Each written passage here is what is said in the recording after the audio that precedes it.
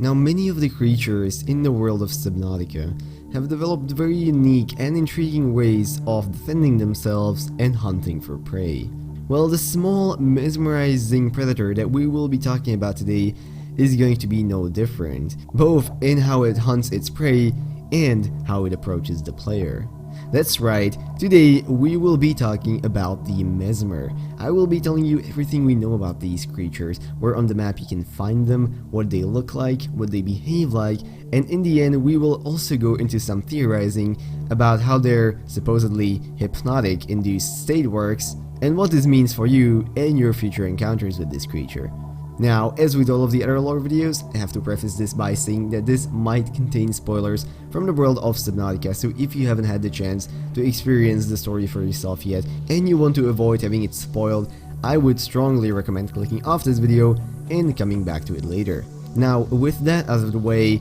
get ready to explore some caves. Make sure to share its beauty, come closer, don't resist, and let's go! Now, first things first, as already mentioned, the Mesmer is a small, aggressive species of fauna that can be mostly found in caves swimming around the map. However, as far as biomes go, it will most prevalently be found in the Bulb Zone, Prague Field, the Kelp Forest, Lost River, and the Mushroom Forest. Looking at them from the outside, they have a small dark purple body with the rest of their skin colored mostly towards green and blue, a segmented tail which, together with 6 wing-like structures on their back, they use to propel themselves, a square head which is split down with 2 lines that can open into 4 separate sections, revealing 4 long tentacle-like structures finished up with sharp hooks on the inside, which can be used to drag prey towards what is supposedly its mouth in the middle, 2 yellowish eyes which protrude from its head close to a white interesting pattern which lines all sides of it, a light blue tail finished off with 2 fins which have holes in them, and looking closer at the 6 wing-like structures, there appear to be 4 main ones and 2 secondary ones, with the secondary ones being the one in the center top and the center bottom, with the remaining 4 each dotting a corner of its body. From their structure, they do really appear to be wings, though they do have some added thickness, and interestingly enough, the 4 larger ones also have a thin gel-like structure which runs alongside them, somewhat similar to the Ghost Leviathan's body. Now, sure, their visuals are definitely interesting, but the thing that is really cool about these creatures is the way they interact with prey and the way they interact with the player. Now, by themselves, the Mesmers are going to be peaceful, just dwelling around their caves. However, should the player approach one and, God forbid, look at them, this creature will enter attack mode, or I suppose you could say the mesmerizing mode, where it will fling its 6 wing-like structures to the front and create an intricate pattern on them, seemingly mesmerizing the player to it, making them unable to look away and slowly dragging them in for a bite.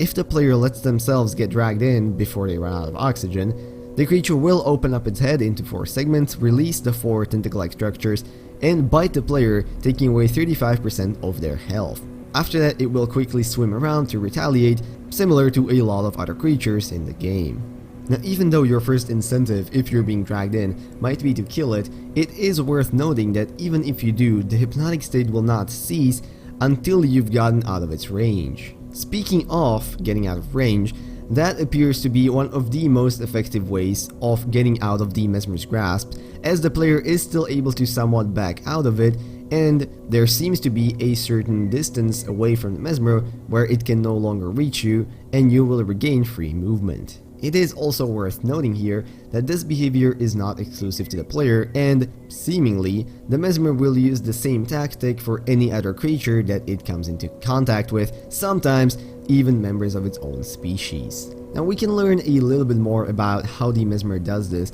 by looking at the incomplete PDA entry, as the first statement there basically explains that there are tiny lenses on the surface of its wing-like structures which can be tilted independently, allowing the Mesmer to create these intricate patterns which create enticing messages for the player that are usually interpreted as whatever form is most convincing to the target. For the sake of our player, obviously your number 1 means of direction is the PDA, so as soon as the Mesmer has you in its grasp, your PDA will begin sending cryptic messages such as It is your primary directive to swim closer to that beautiful creature.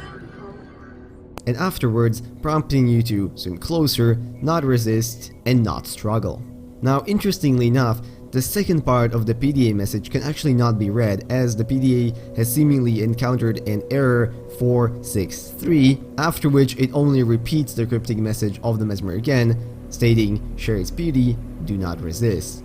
Now, without any further information, we are unfortunately unable to tell whether this is just a cheeky wink from the developers or if the Mesmer is actually able to manipulate the player's technology directly. Now, that is essentially all that the game gives us on the Mesmer, but I thought just to make this a little bit more interesting, I could look into how the supposed hypnosis of the Mesmer could potentially work in real life. Now, obviously, I need to preface this by saying that I am by no means a psychologist or a doctor, so all of this is just headcanon based on research that me and some other players have conducted on the internet. So take it with a grain of salt. Now, the first problem I ran into while looking at hypnosis is that even though it's definitely not an exact science, because it works very differently from person to person,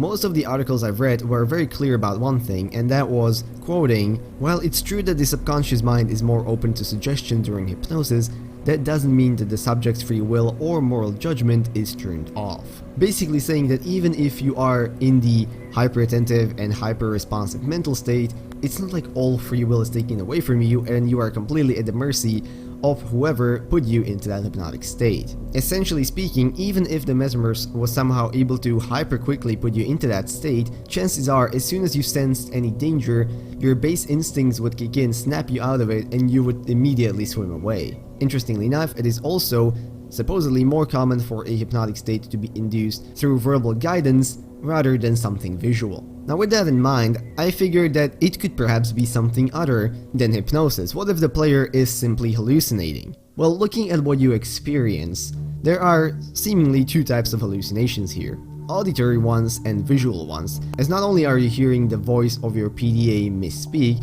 but you're also seeing this weird pattern form around your screen as you approach the Mesmer. Now, looking into what could cause both auditory and visual hallucinations, the answer is a lot of stuff, usually not great, whether it's a bunch of serious diseases or psychological disorders. However, there are seemingly factors which could contribute to a person having a, let's say, psychotic episode, which could theoretically produce both visual and auditory hallucinations. Now, amongst these causes were, just as I already mentioned, serious diseases which would cause the person's immune system to be weakened, lack of nutrition, or even a lack of sleep. And if you think about the main protagonist in the game, if you haven't built a bed in your base where you're spending that quality 7 to 8 hours of sleep every day, chances are you could easily be sleep deprived, and that highly nutritious diet consisting of peppers might just not be as nutritious as the PDA states. And on top of all that, from the moment you land on the planet, you are battling Kara, and even though you do get cured out of it afterwards, chances are your immune system is still somewhat weakened.